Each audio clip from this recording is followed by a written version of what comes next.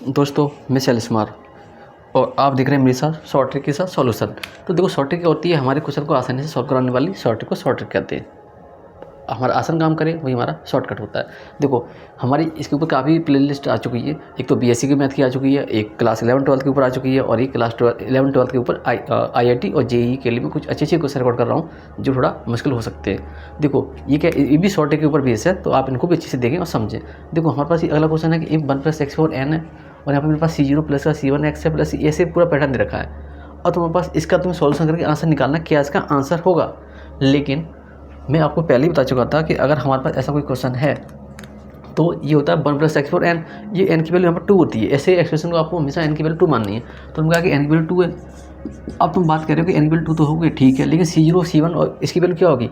तो मैं आपको पहले बता चुका था कि c0 और c1 और c2 की वैल्यू क्या होती है कि 1 to 1 121 1 to 1। अगर आपको ये वैल्यू याद है तो बस हो गया आपका सोल्यूशन, कुछ नहीं करना। देखो तुमने क्या ली, n की वैल्यू 2 ली है तो तुम केवल 2 टर्म की बात करोगे। मुझे यार ये सही करना था, कोई बात नहीं, अगली वीडियो में सही करेंगे। n की वैल्यू हमने 2 लेनी थी तो ले ली। तो अच्छा अगर हमने n की वैल्यू 2 ली है तो हम आगे के केवल 2 ही टर्म लेंगे। अगर n की वैल्यू 3 ली होती तो 3 लेते, ध्यान रखना इस बात का। तो c1 में c0 प्लस का 2c2 में c1। इतना हमने कहा कि c1 की वैल्यू मैंने कितनी बताई थी, c1 की वैल्यू बताई थी 2 और c0 की वैल्यू बताई थी आपको 1 प्लस का 2 × c2 मेरे पास कितना है, c2 की वैल्यू क्या है 1 है और c1 की वैल्यू क्या है मेरे पास, c1 की वैल्यू क्या है 2 है। तो क्या आंसर आ गया तुम्हारे पास, 2 से 2 कैंसिल, तो 2 प्लस का 1 कितना आ गया 3 आ गया। अब तुम अपने ऑप्शन देखने किस में इसका आंसर 3 आ रहा है। चलो चेक करें। n की वैल्यू हमें 2 रखनी है तो हमने पहले वाले ऑप्शन में रखा, वो था n/2, तो कितना आ गया 2/2 1 आ गया। अब बी वाले ऑप्शन में रखिएगा n प्लस का 1, तो तुमने कहा n प्लस का 1 तो n की वैल्यू क्या है 2, तो 2 प्लस का 1 कितना आ गया तुम्हारे पास 3 2 6 आ गया। सी वाले में रखिएगा तो 2 × 2 प्लस का 1 अपन कितना आ गया 2, तो तुमने कहा कि 2 × 3/2 कितना आंसर आ गया तुम्हारे पास 3।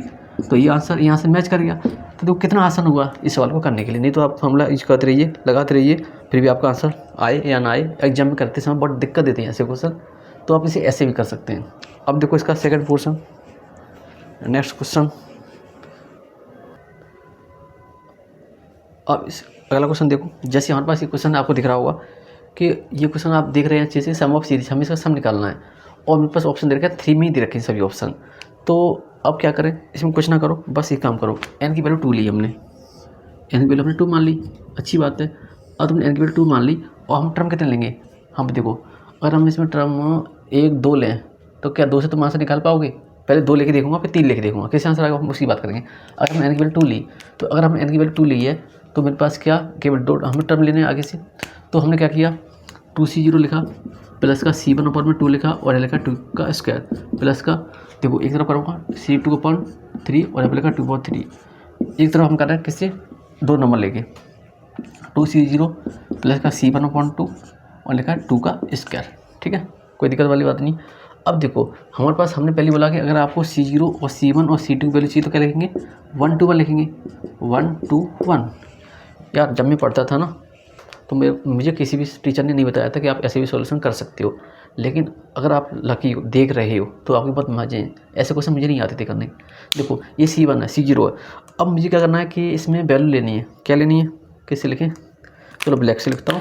देखो 2c0 मेरे पास कितना, c0 कितना है, c0 है 1 है, ठीक है, प्लस का c1 1 है, c1 कितना 2 है, 2 ठीक है, 2 यहाँ पर 2 और 2 का स्क्वायर प्लस ये कितना c2 1 है 1 3 यहाँ पर 8 आ गया, ठीक है। पहले से सॉल्यूशन 2 प्लस का, देखो 2 × 4/2 होगा प्लस का 8/3 होगा। तो हमने कहा कि 2 से 2 काट दिया तो 2 प्लस का 4 प्लस का 8/3 तो 6 प्लस का 8/3, जिसका हम एलसीएम लेंगे तो देखो 36 18 प्लस का 8/3 तो 8 और 8 के साथ 16 तो 26/3 इसका आंसर आ गया, ठीक है। अगर हम केवल 2 ही टर्म लें तो क्या होगा, देखो 2 × c0 की वैल्यू क्या होती है 1 होती है प्लस का c1 की वैल्यू क्या होती है 2/2 × 4 आ गया यहाँ पे, तो 2 से 2 कैंसिल, ठीक है। तो 2 प्लस का 2 × 2 कितना आंसर आ गया 2 प्लस का 4 6 आ गया, ठीक है। यहाँ तो कोई दिक्कत नहीं है। अब देखो अब ऑप्शन देखते हैं कि n की वैल्यू 2 रखने पर कौन सा आंसर आ रहा है, ये वाला आ रहा है या ये वाला आ रहा है, तीनों ऑप्शन चेक करेंगे। चलो तो मैं कुछ रब करूँ, ये उठा देता हूँ और मुझे लग रहा है कि कुछ और चेंज करना पड़ेगा। देखो इसका आप आंसर रखना 6 है, तो मैं इसका आंसर ऊपर लिख देता हूँ 6, इसको 18 हूँ, तो इसका आंसर 6 है, ठीक है, इतना हटा दिया, तो इसका आंसर कितना आ रहा था, 6 आ रहा था, ठीक है।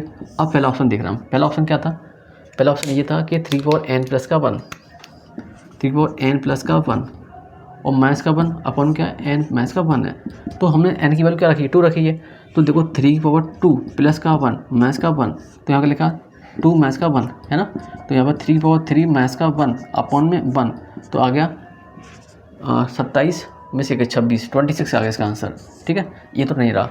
अब बी वाला देखते हैं ऑप्शन, बी वाले में क्या है, 3 पावर n प्लस 1 है, तो 3 पावर n प्लस 1 लिखो, 3 पावर n प्लस का 1 माइनस का 1 और लिखा n प्लस का 1, अच्छा यहाँ पे माइनस का अंतर है केवल, ठीक है, तो देखो 3 पावर 2 प्लस का 1 माइनस का 1 और यहाँ पे 2 प्लस का 1, तो आ गया तुम्हारे पास 3 9 27 26, 26 अपॉन 3 आ गया 26 अपॉन 3।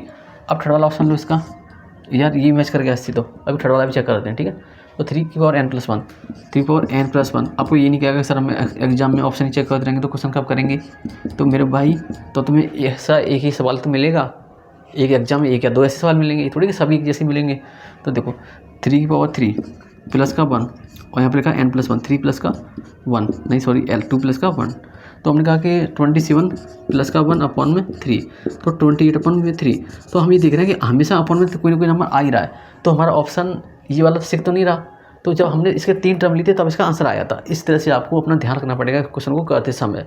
अब मिलेंगे आपको नेक्स्ट वीडियो में।